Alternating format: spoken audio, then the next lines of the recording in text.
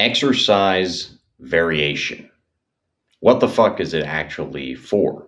What's the point of not just doing 3 or 4 different lifts, compound movements that hit most of the muscles that you're trying to train in some way, shape, or form? Maybe throwing 1 or 2 isolation movements in there to hit some tricky muscles a little bit more directly, but then that's it. And that's essentially your entire resistance training. Why should you use a variety of different exercises? Why should you mix up, change up your program at all at one point or another and not just stick to this simple routine? That's what this video is going to be about. I'm going to go through some different points about exercise variation. And by the end of this, you're going to know exactly why you should, on occasion, switch out one exercise for another. The first point, which most people, I think, are somewhat aware of, is that different variations of the same exercise or different exercises that are quite similar but a little bit different will hit the same muscle in a different way. What does this actually mean? If we look at the chest, for example, right, there are different parts, different sections of the chest, and these obviously consist of different muscle fibers. So you got muscle fibers running more or less this way, right, because the chest pulls like this, or pushes, depending on how you want to see this. And so you got muscle fibers down here, you got muscle fibers up here, and they are all more or less doing this, right? But depending on the angle you use to target the chest, depending on the exact movement, the exact exercise and exercise variation you do, you can hit different parts of the chest because, of course, this is quite a large muscle, right? It has a lot of surface area. And you can actually quite drastically hit different parts of it by doing things like an incline bench press or a decline bench press, etc. Now, the chest is a great example, but to an extent, this goes for every single muscle. In theory, every muscle consists of a bunch of different muscle fibers and has a surface area to an extent. And depending on the exact movements you're doing, depending on the exact exercise, you are going to be targeting a certain part of that surface area more intensely than other parts. Now, let's say you're training your lats and you're always using the same exact exercise to target them. Shoulder width pull-ups, let's say, okay? Your lats are going to get used to you doing this exercise. Now, what I mean by that is that you are always training your lats in the exact same way, right? You're doing the exact same movement, and so you're targeting the exact same parts of the lats the most, and other parts less so, and you're always doing it this specific way. So your lats are going to get used to the stimulus, which is not a bad thing because they're actually getting used to the stimulus by building more muscle fiber, but you're not maxing out your gains because there are parts of the lats that are maybe not being perfectly hit, certain muscle fibers that you're just not quite getting, and you might be better served training those with a different exercise. Does that mean that the shoulder width pull-up we're doing in our example is a bad exercise? Hell no. It's a dope exercise for building your lats.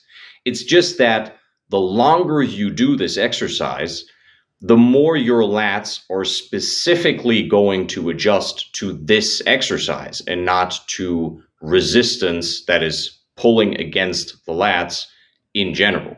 Whereas when you switch out your shoulder width pull-ups after a month, 2 months, maybe a couple of months even, for a different exercise that is similarly taxing for the lats, but just hits them in a slightly different way, your muscle fibers are going to have to adjust to a different type of stimulus. Now, of course, you're still hitting the lats, and it's not going to be like you're infinitely weaker on this new exercise. You're still going to have the lats you built with these shoulder width pull-ups, but it is going to be a slightly different stimulus. It's going to hit the fibers slightly differently. And that's really all this is about. We're not talking about a huge difference here, and you surely could have continued to make gains if you had stuck with your shoulder width pull-ups, but you can squeeze out just a little bit more. And more importantly, you can round out your muscles. You can just train them in a more well-rounded, holistic way by using different movements that will target these fibers from different angles, even if it's just slightly. And yeah, just train them all around better instead of just hitting them in one specific fashion. This is actually one of the things I really like about bodybuilding style training, which I use to a very significant extent in my strength pursuits. Of course, I do lots of different types of training, but when it comes to my strength and resistance training, I use a lot of bodybuilding style principles. I've talked about this in the past. And one of the reasons why is because bodybuilding is very focused on building a very well-rounded physique, right? Because it's not goal-oriented, bodybuilding has lots of different exercises to hit different muscles individually, to hit smaller muscles you might not be able to hit with compound movements, to hit muscles from different angles, etc. And while you will have to condition these muscles, get them used to the types of movements you want to use them for, you will definitely build a physique that, in terms of the muscle that is there, is much more well-rounded than it could be with any other type of resistance training. So hitting your muscles from these different angles, trying to not just train a specific muscle, but then also train that specific muscle in different ways to even more specifically train different parts of the muscle. I think that's what it's all about when it comes to this type of training. The next point I want to talk about is something I would call technique adaptation. All the way back in the olden days of lifting weights, people were already talking about, quote unquote, shocking the muscle.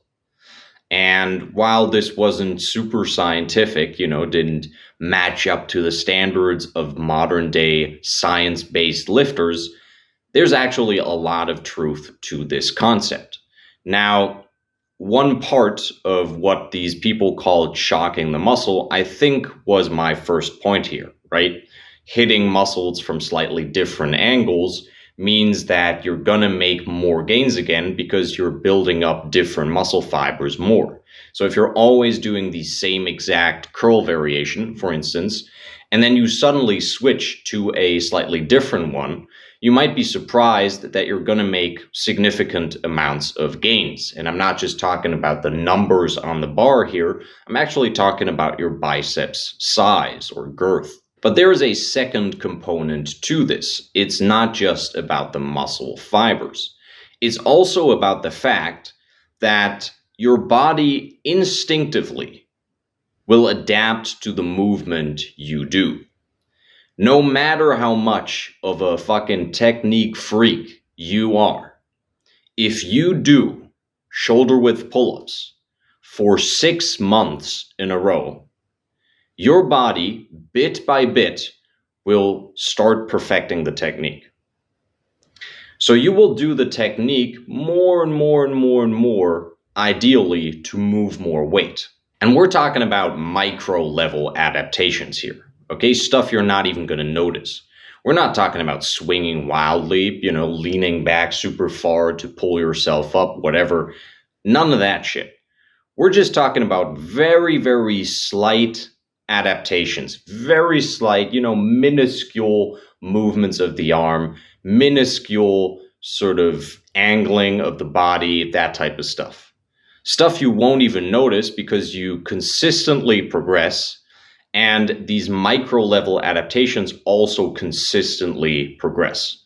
So as you use more and more and more and more weight, your technique might still be clean enough to make gains. It's not like your technique is just completely breaking down, but little by little, your body just mechanically, kinetically adapts to the movement and becomes better at just doing it agility-wise, not so much in terms of building more muscle fibers, but how it performs the movement will change. Now, this is not a huge problem, but it still means that switching to a different movement that trains the same muscle, but just feels different, is new for your body, is going to be beneficial every now and then.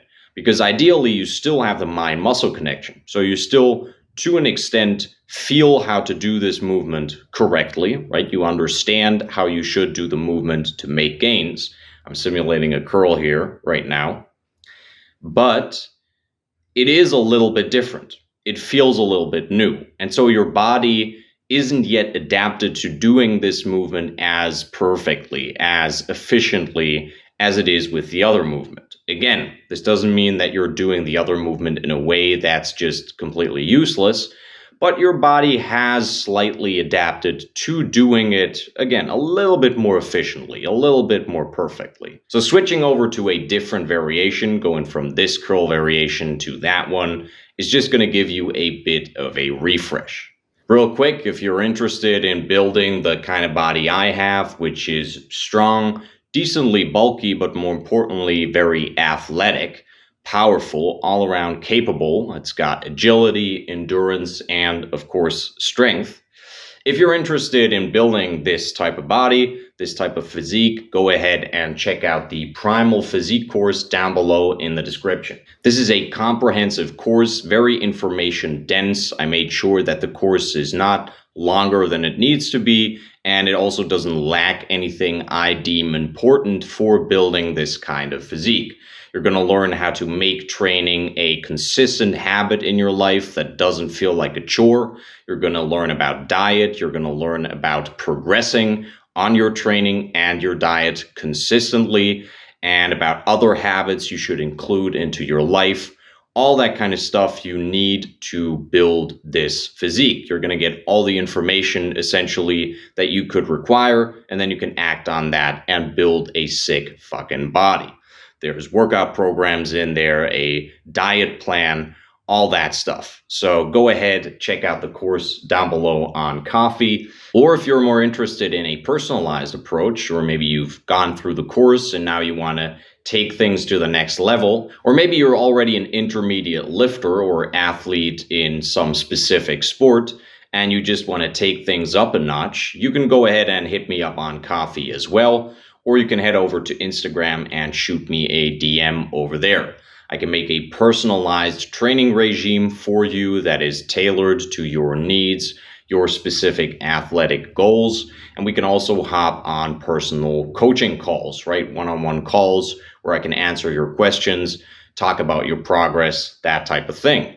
If you're interested in that, go ahead, hit me up, and we'll talk details. Now back to the topic at hand, there's a key aspect we haven't talked about yet, and that is actually health and longevity. Doing these same exact exercises for extended periods of time, and doing these exercises more or less the same exact way for these extended periods of time, is going to put significant stress on your joints and tendons. Because let's look, for instance, at the triceps, right? The triceps moves your arm out, right? It straightens your arm. But there are lots of different angles I can train the triceps from. I can train it with this kind of grip. I can train it with this kind of grip. All of that different type of stuff. So the triceps can be trained by moving through lots of different angles, using your arms and shoulders in lots of different ways.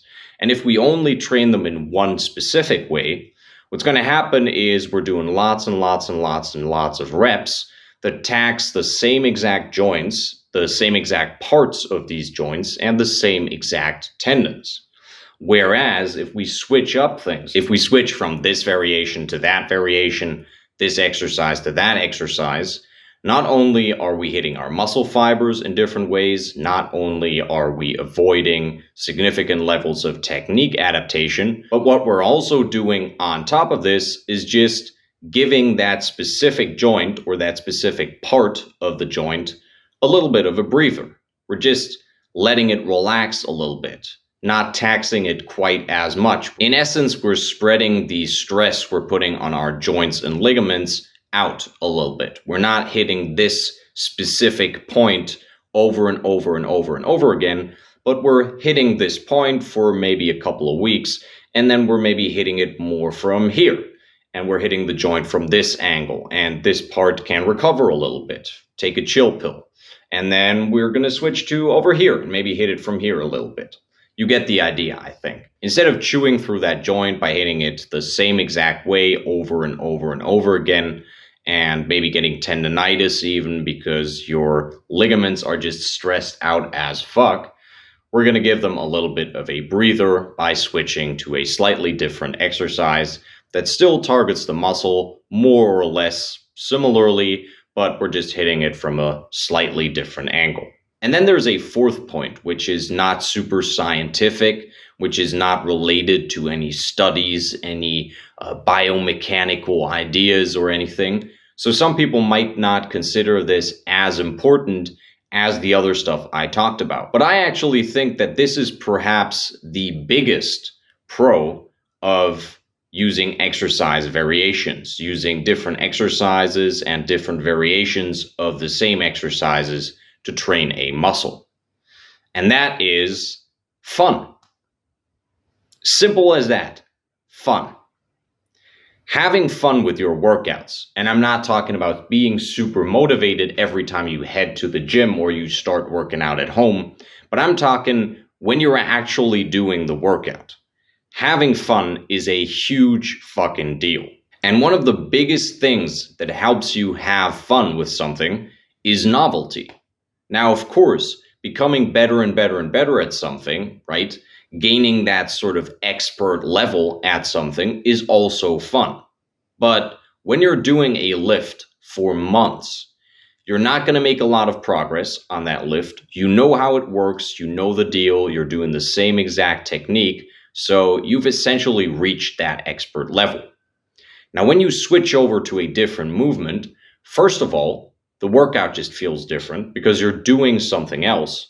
And depending on the type of switch we're talking about here, if you're switching to a completely different exercise that still hits the same muscles, or whether you're just switching to a different variation, maybe you're even doing the exercise at a different location in the gym or in a different position at home, right? If you switch from something like a bench press to a weighted pull-up, that's going to train the chest still, but it's going to feel like a completely different exercise because with one of these, you're lying down on your back. With the other one, you're pushing yourself up. You're looking at the ground.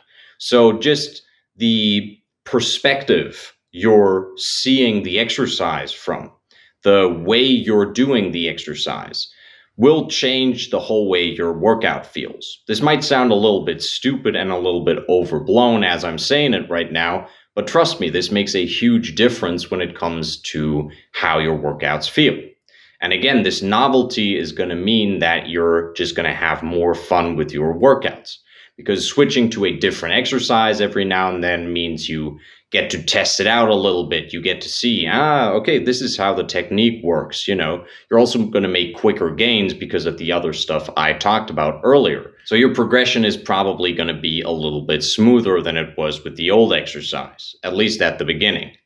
And all of these things are just going to make your workouts more enjoyable, more juicy, just more fresh, something else, you know? So even though this has nothing to do with biomechanics, I actually think it might be the most valuable benefit of using exercise variation. One thing I want to make clear at the end here before I finish this video is that you should make sure you don't vary your exercises too much, you don't switch around too much to ensure that you actually progress. Because if you're switching between different movements or different variations of the same movement constantly, it's going to be very hard to actually track your progress.